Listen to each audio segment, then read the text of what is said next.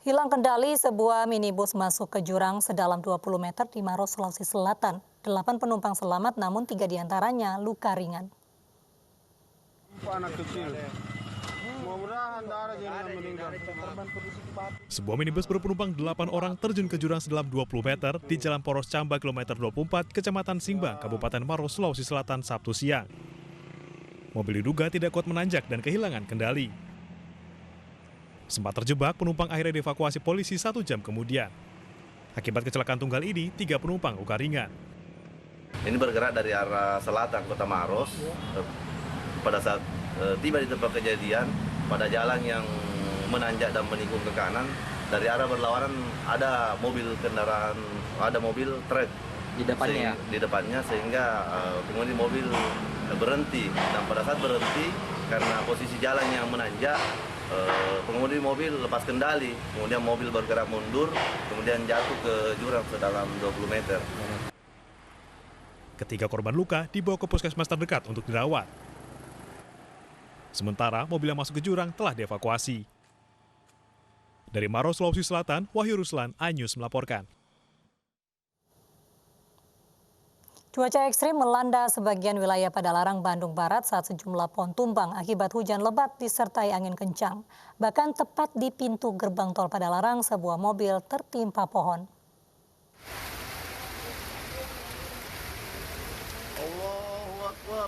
Hujan deras dan angin kencang melanda sebagian wilayah Padalarang, Bandung Barat, Jawa Barat.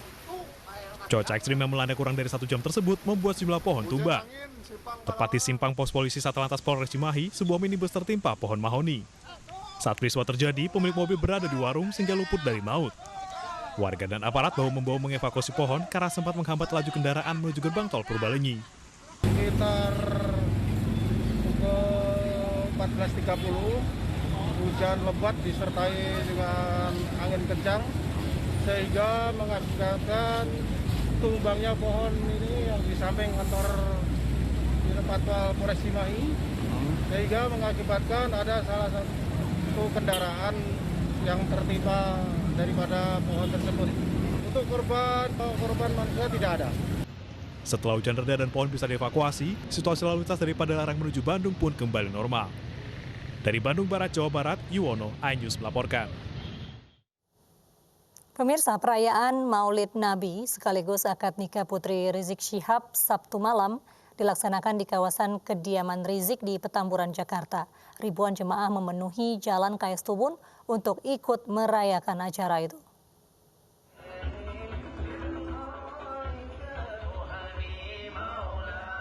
Front Pembela Islam menyelenggarakan acara perayaan Maulid Nabi Muhammad sekaligus melaksanakan akad nikah anak keempat Rizik Syihab, Sarifah Najwa Shihab. Ribuan jemaah memenuhi Jalan KS Tubun dengan tikar dan tenda yang sudah disiapkan oleh panitia FPI untuk mengikuti seluruh rangkaian acara yang dimulai dari sholat Isya berjamaah, pembacaan Maulid, kemudian dilanjutkan akad nikah Putri Rizik Syihab serta ditutup dengan tausiah dan ramah tamah. Panitia peringatan Maulid Nabi Muhammad dan pernikahan Putri Rizik Syihab menyatakan akan menerapkan protokol kesehatan selama acara.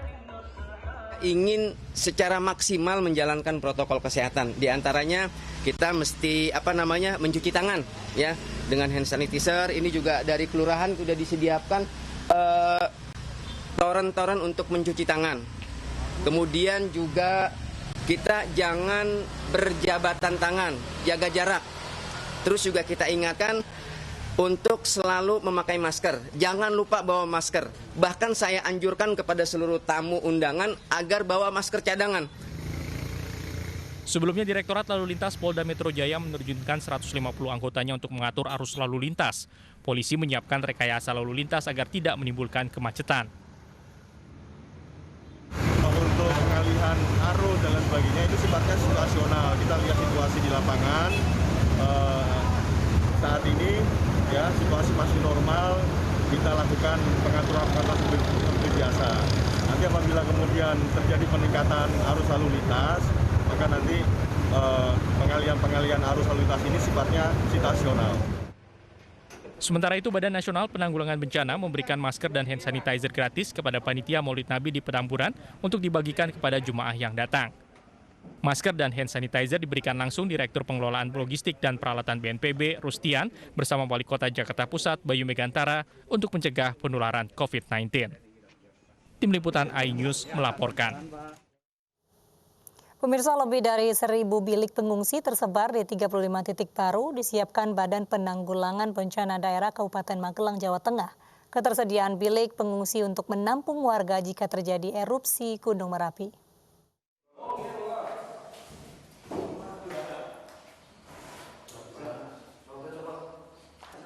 Bilik untuk pengungsi disiapkan oleh pemerintah Kabupaten Magelang untuk menampung warga yang tinggal di kawasan rawan bencana Gunung Merapi. Ada 1.028 bilik pengungsi disiapkan dan tersebar di 5 desa penyangga. Salah satunya bilik pengungsi disiapkan di SD Negeri Taman Agung, Muntilan. Data pemerintah Kabupaten Magelang ada 1.028 kartu keluarga yang masih bertahan di rumah di 3 desa lereng Merapi. Sesuai rekomendasi BPPTKG, warga dengan kategori rentan harus diungsikan terlebih dahulu. Jika terjadi erupsi Merapi, satu bilik akan ditempati satu keluarga.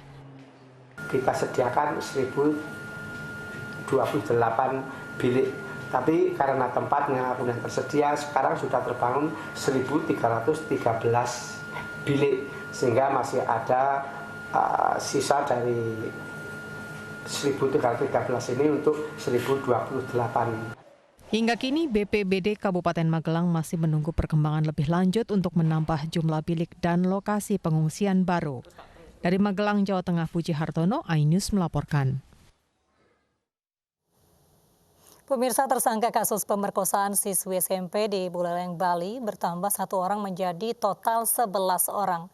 4 tersangka ditahan, sementara 7 lainnya yang masih di bawah umur hanya diberi pembinaan dan berstatus wajib lapor.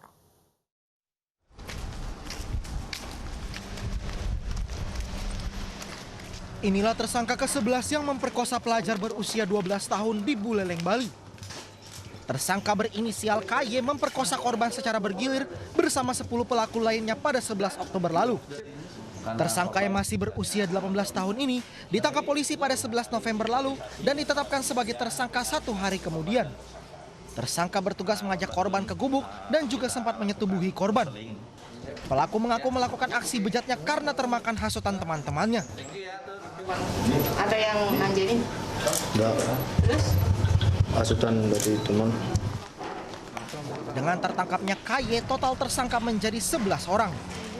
4 diantaranya ditahan, sementara 7 lainnya hanya berstatus wajib lapor dan diberi pembinaan karena masih di bawah umur.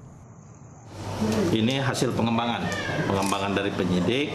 Terus kita melakukan interogasi dan yang bersangkutan di TKP-nya sendiri ini di gubuk yang berada di perkebunan di Banjar Pandem, Desa Alasangker, Kecamatan Buleleng. Saat ini korban tengah dalam pendampingan tim konseling kepolisian untuk pemulihan trauma. Dari Buleleng, Bali, Pande Wismaya, iNews melaporkan. Petugas lapas kelas 2B Kabupaten Jombang menggagalkan penyelundupan narkoba ke lapas. Narkoba diselundupkan ke dalam kerupuk untuk salah satu narapidana.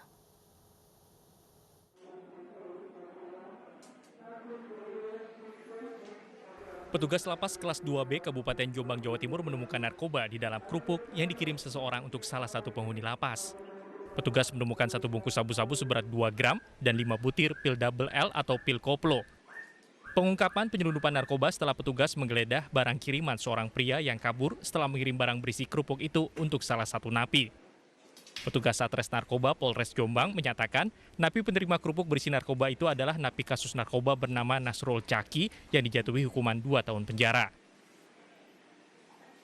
Tim menggeledah barang titipan yang 1 kresek itu isinya kerupuk dan makanan. Pada dicek di kerupuk itu yang menitipkan datang, setelah dicek ketat yang menitipkan kok terburu-buru. Akhirnya tim juga mencurigai, dipencet satu persatu kerupuknya. Ternyata di dalam kerupuk itu ada 2 plastik hitam yang ditaruh di dalamnya kerupuk, direkatkan kembali itu. 1 plastik itu serbuk yang diduga narkoba jenis sabu-sabu, 1 plastik itu 5 pil yang diduga pil koplo. Sudah 2 kali lapas Jombang berhasil menggagalkan upaya penyelundupan narkoba. Beberapa bulan lalu, Lapas Jombang juga menggagalkan upaya penyelundupan 1.800 butir pil double L yang dimasukkan ke dalam buah salak. Selain telah memeriksa calon penerimanya, polisi juga masih memburu pengirim narkoba dalam kerupuk itu. Dari Jombang, Jawa Timur, Muhtar Bagus, iNews melaporkan. Pemirsa, warga di Pangkal Pinang, Provinsi Kepulauan Bangka Belitung dihebohkan dengan penemuan mayat dalam karung di sebuah penginapan. Polisi sudah mengetahui ciri-ciri dan sedang mengejar pelaku.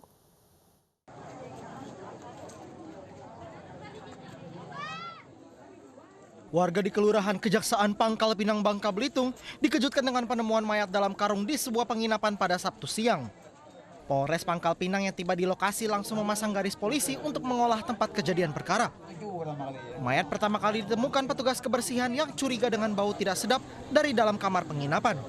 Belum diketahui pasti identitas mayat yang diduga berjenis kelamin perempuan. Namun menurut polisi, mayat sudah berusia lebih dari 3 hari sebelum ditemukan. Polisi juga telah mengetahui ciri-ciri dan tengah mengejar pelaku.